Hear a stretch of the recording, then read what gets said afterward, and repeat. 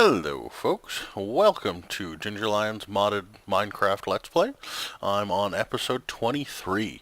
If you recall last time, we've been working on automating the use of the metal formers so that we could make various tools for our industrial craft, and we put a whole bunch of extra generators in. I still know that it's not going to be enough, but it's going to get us a long way toward what we're working on. So let me show you what I'm doing next. If you take a look at the uranium ore, and you look at the process by which it becomes a fuel rod, let's just start here. The uranium ore can be macerated or rock crushed into crushed uranium ore, which is what I've done. I've used the rock crusher up above.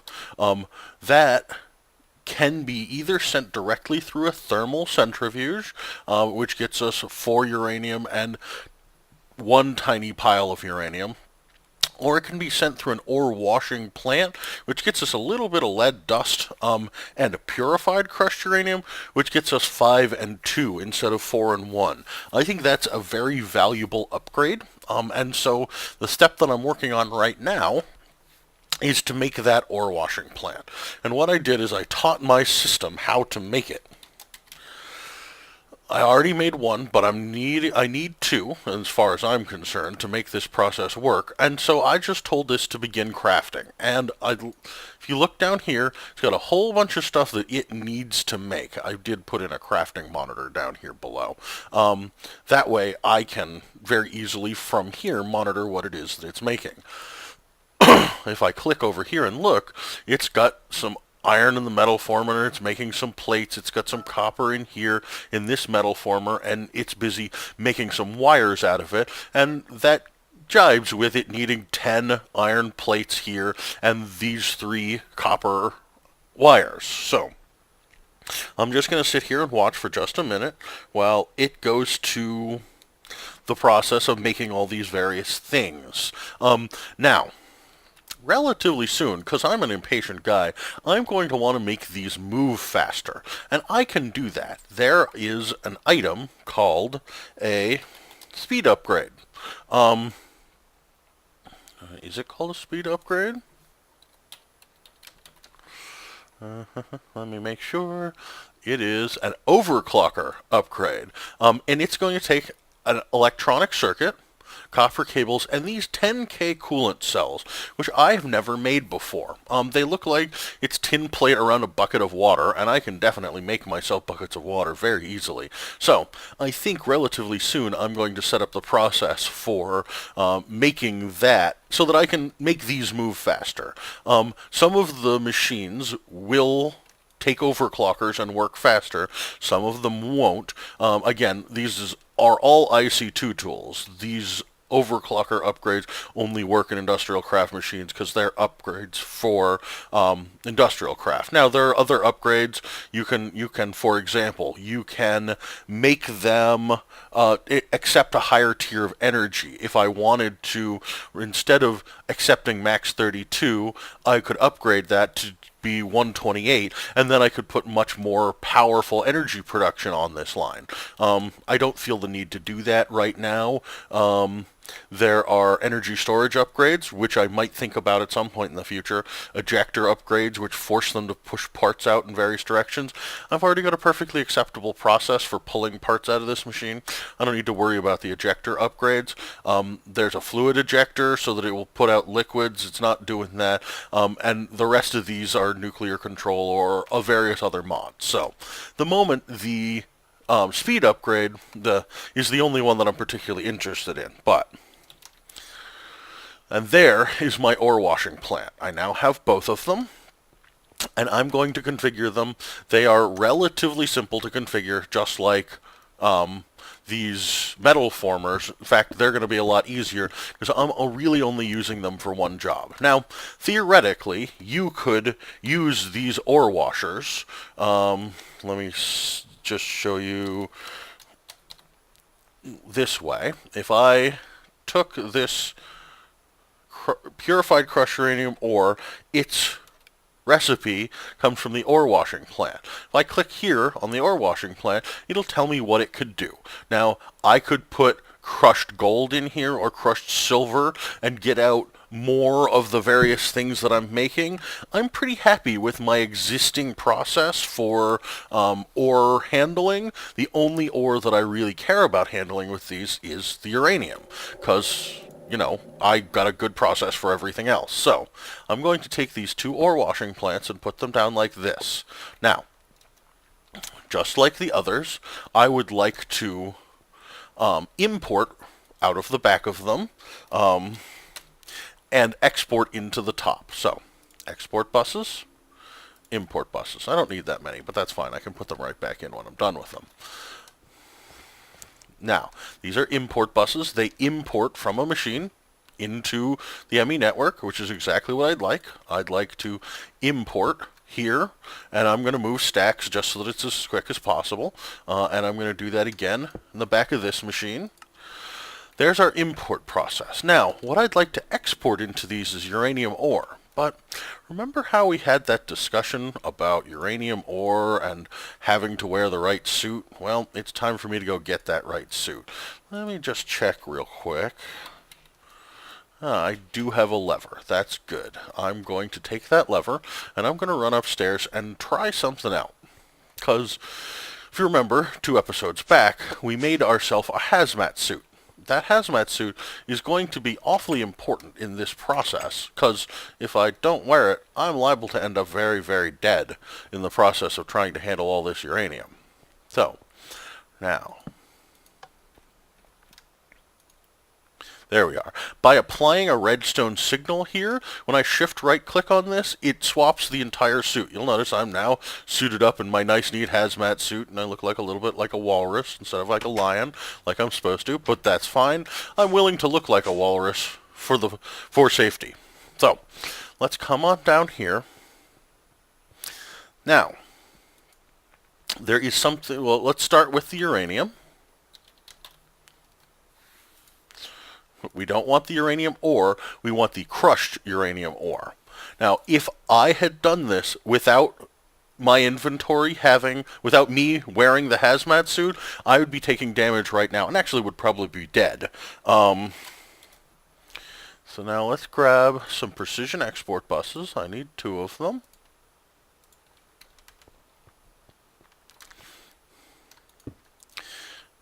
That one's going to be configured fine. When I put a pre-configured export bus down, I'm a little nervous about it because I don't know what it's been pre-configured to do. I don't know in what configuration it is, and so I often place them intentionally facing the wrong direction before I use a wrench to adjust them to point in the right way. Because I don't want, for example, if this had been pre-configured with iron ore, I don't want it to export a whole bunch of iron ore into the ore washing plant. That's just not what I want. So, now, the first thing that we need here is to tell this to export crushed uranium. Well, that's wonderful. Now, these should already be completely full of crushed uranium, but the ore washing plant needs water as well. So, we're going to have to go through a little bit of hoop jumping just to make sure that this works like I want it to. So now, first, I'm going to craft 128 buckets. That's more than enough for what I need. I also wish to make a level emitter, I believe is the name of the device. Yes, I want this level emitter. I only need 1 right now, though I should probably teach my systems how to make them. Might as well go do that right now. There's no reason for me not to, because I'm going to use them in the future. Whenever I know that I'm going to use a thing, or I'm pretty sure I'm going to use a thing in the future, I just find it's easier for me to teach my system how to make it. And I realize, as I'm looking, that even if I teach this how to make a level emitter, the moment it doesn't know how to make a redstone torch, and that's fine. So I will teach it how to make a redstone torch while I'm at it. And that's one more thing that I don't have to particularly worry about making. Redstone torches are fast and simple, but if I have to make 40 level emitters, I don't want to have to make 40. redstone torches. So now, what else do we need? We need a aqueous accumulator, which it looks like I don't have one of immediately available, and I happen to know that I've got one way over there. You know what? I think it's time for me to disassemble this system. Now, I built this a bit of a while back so that I could make myself obsidian. When I started having more than enough obsidian, I switched this over to making smooth stone rather than having to cook it. But, quite frankly, I'm done with that. I have more than enough of all of those, and that allows me to recover this fluid duct. It allows me to recover that ender tank, which is a valuable thing to have, and it allows me to recover my my aqueous accumulator, which is stuck in a little hole in the wall back there. So, keep falling off this chest. That's frustrating. Let me remove this. That'll make it easier for me to get to. Bang, bang, all done. And I don't need this water back here in the wall anymore. That's fine. I'll clear that up at some point later. Now, I have my aqueous accumulator. Here's the thing. Generally, when you need buckets are a little bit of a pain to handle because a lot of machines don't like handling water separately. And so what I'm going to do is set up an automatic process to make sure that I have enough buckets of water in this system. So I need an aqueous accumulator and a fluid transposer. I think that's what they're called. Yes, a fluid transposer. So I don't have a fluid transposer either. I'm going to go ahead and teach my system to make it rather than making it myself. Clearing this fluid transposer. Let's start with that as a recipe. I actually don't want square glass. Clear that.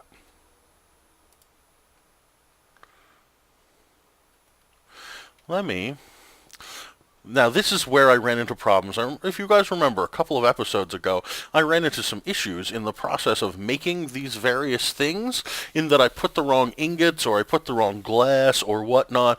I don't want to do that. So, I'm going to actually use the objects that I have immediately at hand, which are the right type of glass. Now, I'm going to make a machine frame the same way. That means iron, gold, and glass. I have plenty of gold. I have plenty of iron. I already have the glass in my inventory. This is a little bit slower, obviously, than just shift-clicking, but when you shift-click into here, it's very literal. What that means is this. It now believes it needs one extra utilities glass brick and one normal glass and one forestry copper ingot and one calclavia core. That's not okay by me. That just gums up my system. That's not the way I want it to work. So what I'm going to do is this. I'm going to teach it how to make this machine frame by shift-clicking, but then I'm going to replace all of the glass with the glass that I know I have. Minecraft iron ingot and Minecraft gold are fine. So there. We now know how to make a machine frame. That's good. That solves that particular problem. I'm not going to have to make one of those again. I know that I need a redstone reception coil. That's all made of vanilla, so I don't have to worry about those being different mods add-ons. So now I know, and I've already made a bucket in here. So now I can add myself a fluid transposer. But again, I've got all these various versions. So what I do is replace the glass with that.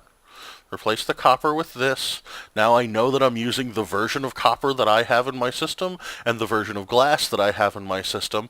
I hit encode, and now I have a pattern for making myself a fluid transposer.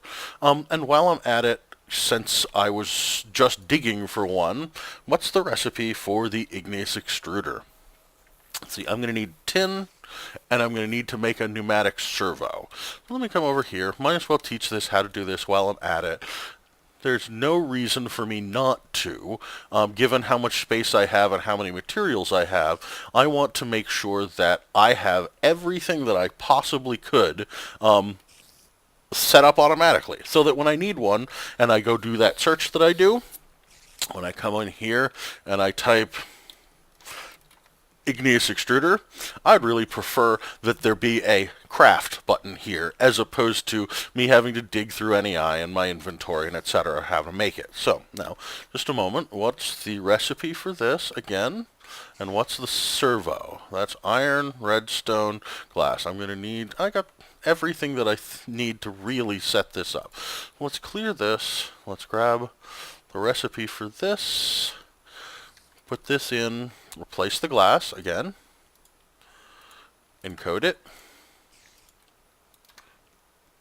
Now, if I had messed this recipe up, when I put it in here, it would be red. If I, for example, if it really did need clear glass, not Minecraft glass, this would turn red and say that it doesn't know how to make it. That's how I would diagnostically prove to myself that I had either got the recipe right or messed it up. So, now I've made it that, and I've already made machine frames, so let's go ahead and just replace the glass.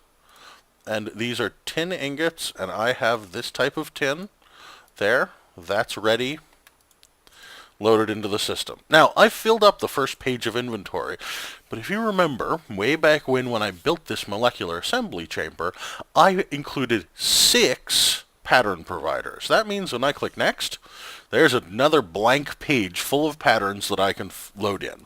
So I've got 1/6 of the patterns that I could possibly put in my system right there.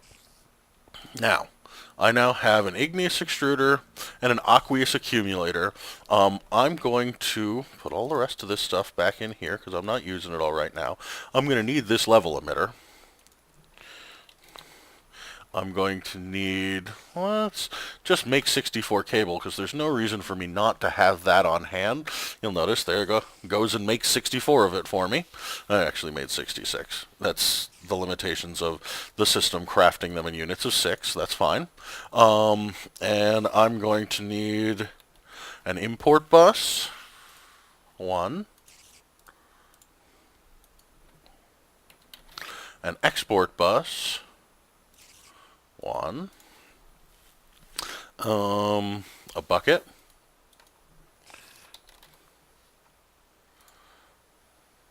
let's give myself 16, that's just fine. Now, I've got to decide where I'm going to do this, and this is something that I'd like to last long term. You know what? I think what I'm going to do is hide it back here behind the system, behind the ME system, because I'm going to use this, like I said, long term, and a shorter cable distance to my ME system seems like a really good idea to me right now. Not that ME cable is the most expensive thing, though it's certainly more expensive than many of the things that I use regularly. Looks like I need bat form. But there's absolutely no reason to short myself on it. There's no reason for me to use a lot of it when I don't need to.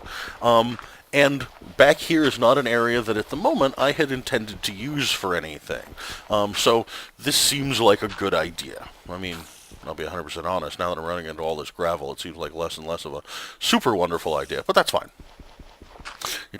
Gravel's not that horrible a thing to deal with. I do have this diamond shovel. I might as well just go ahead. So let's see. I'm going to cut in right here.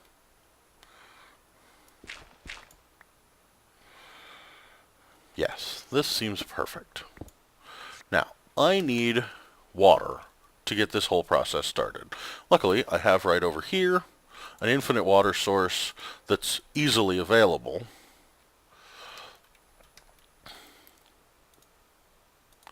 Now I have 2 buckets of water. That's enough to create myself a nice infinite water source behind this wall.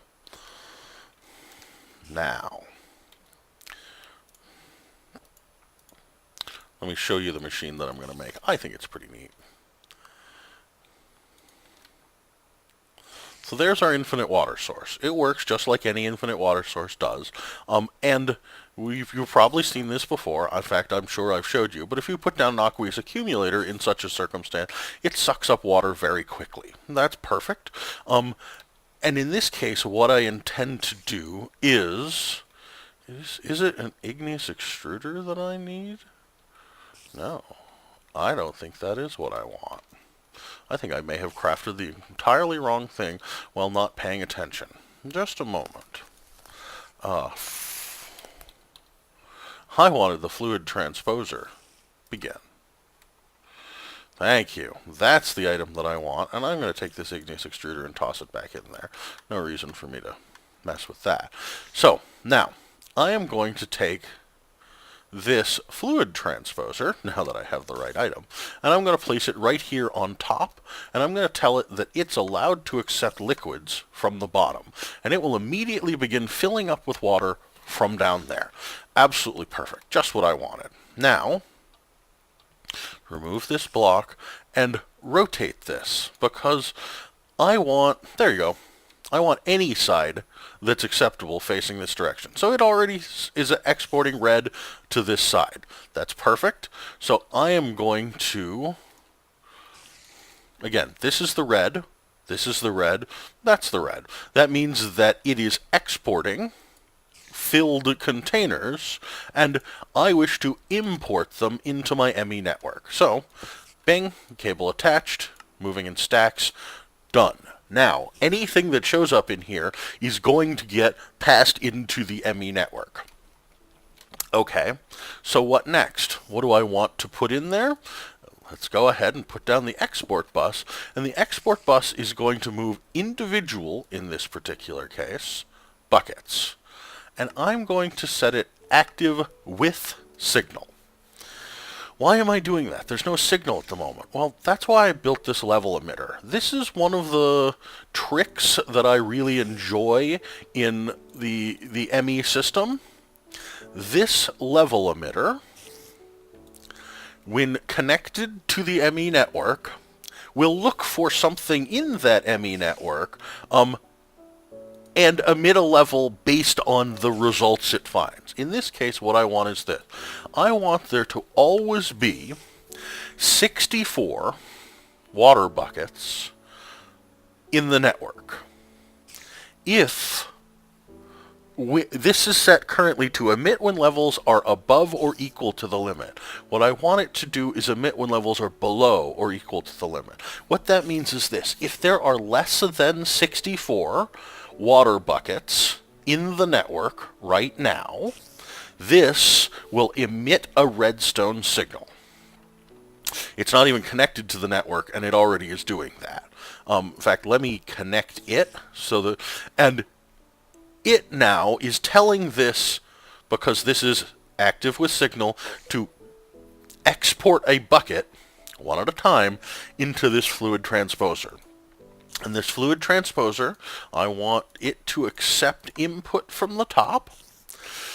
So now, this fluid transposer is going to receive buckets, it's going to fill them up, it's going to spit them out, and when the network has its full quota of 64 buckets filled with water, this whole system should stop exporting buckets. Now, it will likely be a little bit of overkill.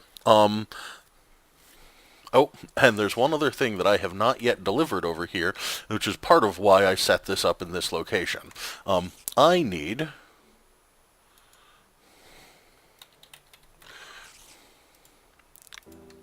energy ducts, because this uses energy to fill the buckets. So, let's go ahead and put this here.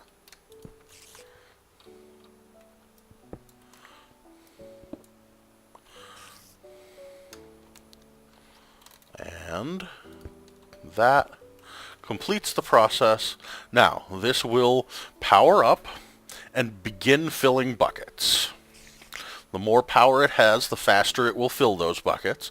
And it's, as you see, it's filling them and exporting them into the network. Now,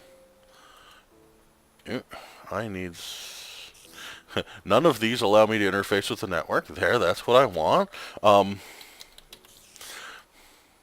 Now, when this reaches 64, this is going to stop filling, this is going to stop putting buckets in. that means that it'll fill 16 more on top of that, which is fine. That's the reason I had it make 128. That guarantees that I have some buckets, spare and left over, and that I have somewhere between 64 and 98, buckets full of water. That's just fine by me. Now, this water bucket, when brought down below,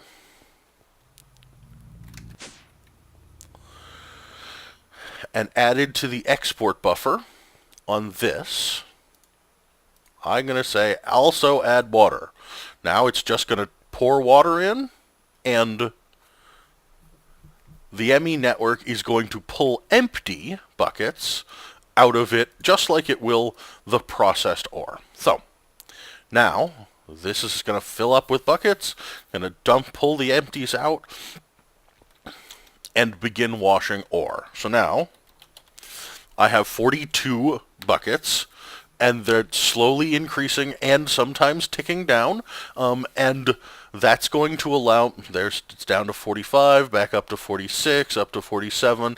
That's because these are using buckets of water, and those buckets of water are being used to fill the internal buffers here, and the ore washing is processing. There we are. And there's some ore process. Now let me come over here and take a look at what is the results of my ore washing. Now, I'm going to actually make this a little bit easier. Come here, uranium ore, uses of crushed uranium ore.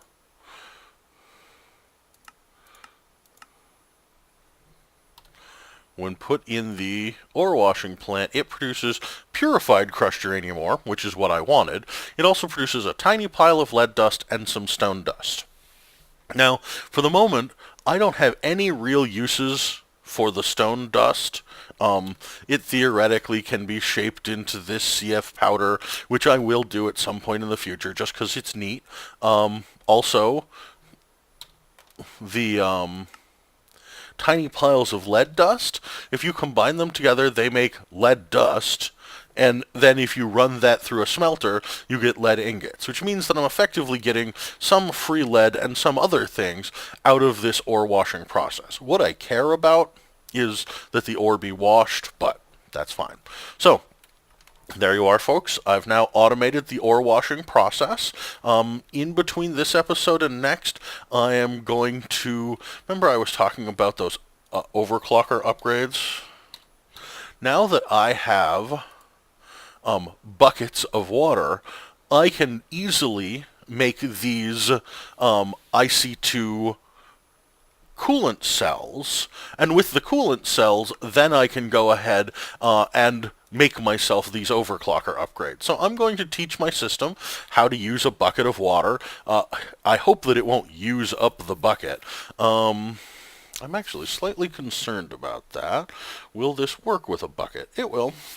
I'm going to test it and see how it works. And if so, next time you'll come and find that these are operating much faster. Also, in the next episode, I intend to